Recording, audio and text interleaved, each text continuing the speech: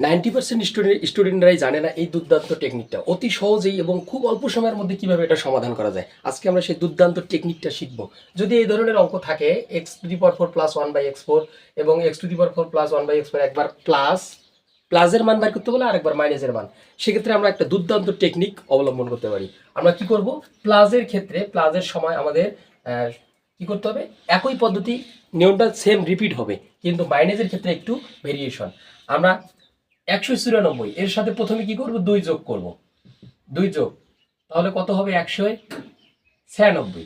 196 কে root করব। 196 কে root করলে হবে 14। তারপরে যেহেতু আমাদেরকে প্লাসের মান বের করতে বলছে, আমরা আবারও 2 যোগ করে 16, একে আমরা রুট করব। রুট করলে কত হবে, 4। তাহলে এই ক্ষেত্রে অ্যান্সার নাম্বার ক, 4 আমাদের সমাধান। আবার দ্বিতীয় অঙ্কটার ক্ষেত্রে আমাদের এখানে কিন্তু মাইনাস রয়েছে, তাহলে আমরা আবার কি করব, 119 সাথে 2 যোগ করব, 121। 121কে রুট করব। রুট করলে কত হবে, 11। যেহেতু মাইনাসের কথা বলছে, তাহলে আমরা কি করব, 2 বিয়োগ করব, 9।